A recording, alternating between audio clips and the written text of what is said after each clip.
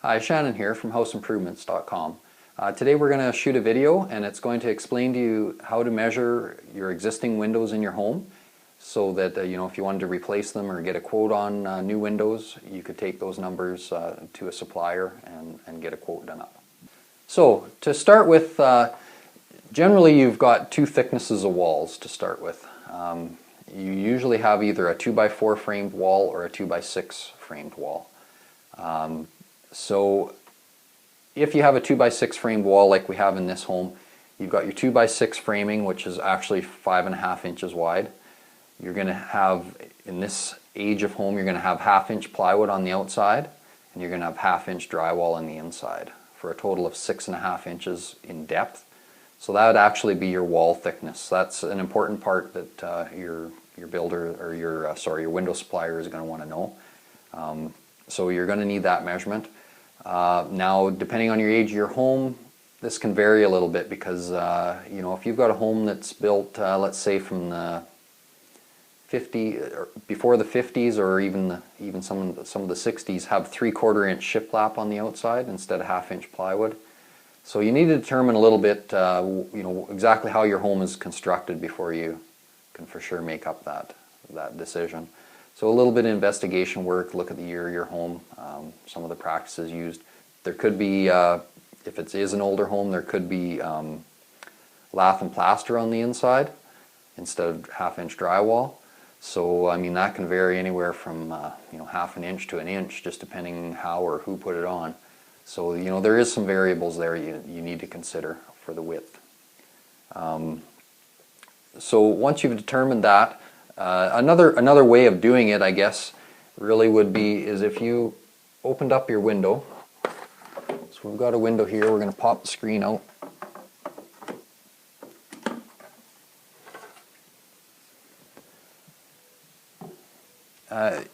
So if you can determine a distance from the outside of your window frame to where your sheathing or your plywood should start, and put a little mark here, then you should be able to measure from that mark into here where the back side of your trim is, and that will also give you that same measurement. A little trickier to do, but if you're a little bit uncertain, it might be the best way to go, just to double confirm what you think is going on there.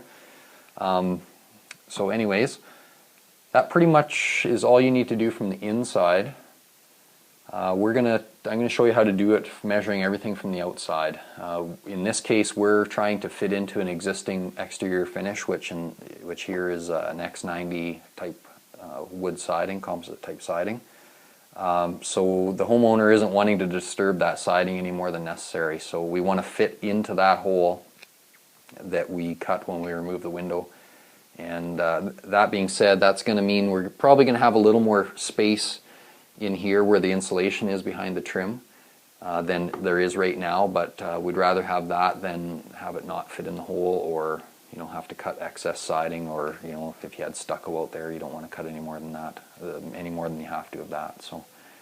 So again, what we're doing is we're going to go outside, show you where to measure from, and I'll explain a little bit the reasoning for that. Once we're out there, it might be easier to show you.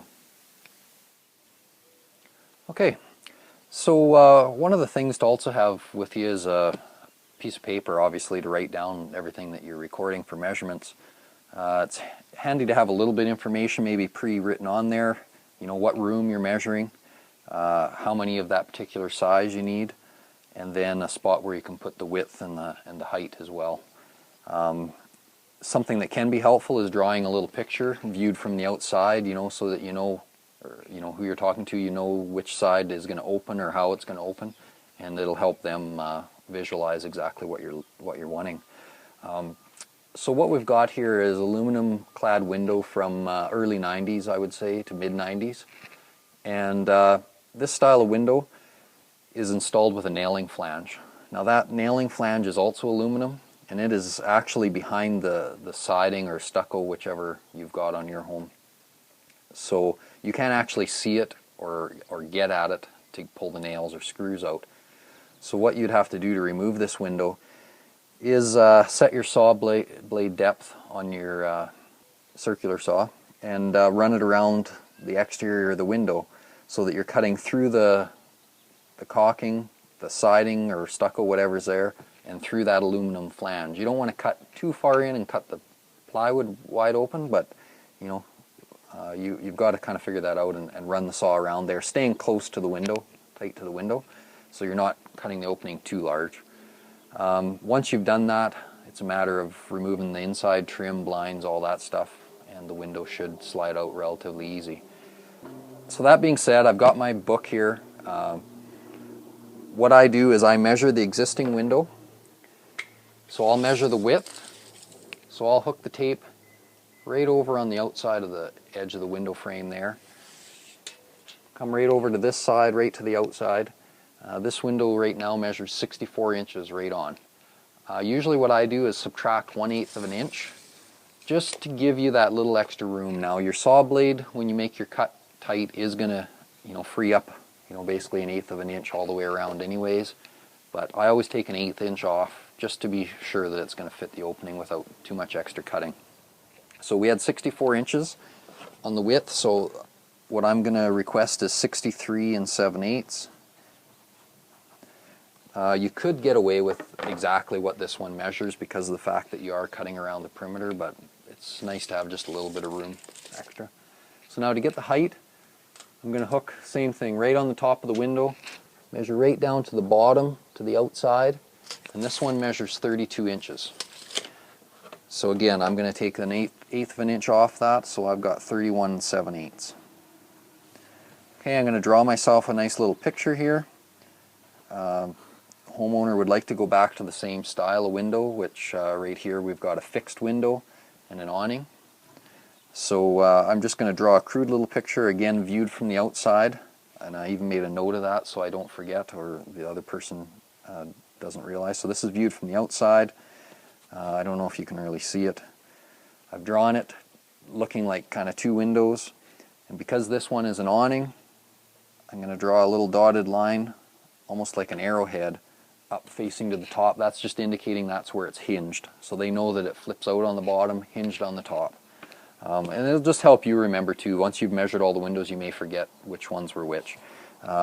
We've got one window, and this particular one here is the den. So we're going to mark it off as den. Quantity of 1, I've got the measurement, and I've got my little picture, and I would just continue on doing that all the way around the house. Now we also determined already that the thickness of this wall structure is the 5.5 plus a 1/2 inch plywood on the outside plus 1/2 inch drywall on the inside. So we've got a total of 6.5 inches, and that's our jamb depth. That'll be important too, they'll want to know that. Okay, so I don't think there's too much more to really explain. We'll hopefully be shooting a video soon showing you exactly how we pull these windows out and install a new one. And then you'll know completely how to do the job from start to finish. If your supplier will come and measure for you, always a good thing, because then if they screw up, they've got to stand behind that window, or they should be standing behind the window and you know, making sure that it's corrected. That is one liability. If you supply them with the measurements and something's wrong, you might be stuck with a window or two that doesn't fit what you need, and you're going to have to reorder. So if they will come out and measure, get them to do it, even if they charge you $50 or whatever. It'd be worth it. If you're going through somebody, or you're maybe in a remote area where they are not willing to come out and do that, at least now you know how to order this window. Now the other thing I guess worth mentioning is to replace this window, obviously I can't use a nailing flange now, right? Because we're not planning on disturbing the exterior finish. So I've got to go to a window that has a brick mold, which is a wider frame. Usually I like to go to what around here is called a 2-inch renovation brick mold. And that'll just be sure that everything fits the hole. We don't have to mess around recutting the siding again or the stucco. You know, you can pull the old window out, put the new one in. Sometimes, depending exactly how the window opening is framed, the actual stud work is framed, you may have to decrease the size of your actual rough opening a little bit. But these are all things that is going to save you a lot of time and messing around in the long run anyways. So, you know, you're going to want a renovation brick mold, usually a 2-inch, to replace this type of installation. If we were removing the siding anyways, then really what I would do is pull the inside trim off the window, measure the actual rough opening, that's the framing opening of the house, and take that to the window supply, and they can determine all their measurements from that. But in this case, we're not removing the exterior finish, so this is the best way to do it. Okay, so I hope this was as clear as mud and is going to make sense. And like I said, keep watching for us to post a video on replacing this type of window, so you can see the job start to finish. If you have any comments or questions, you can always go to our forum at houseimprovements.com and you know, sign up. Membership's free. Post your comment, question, whatever it is there, and I'll try to do my best to answer it. And if I can't, hopefully somebody else can on there for you. Thanks a lot.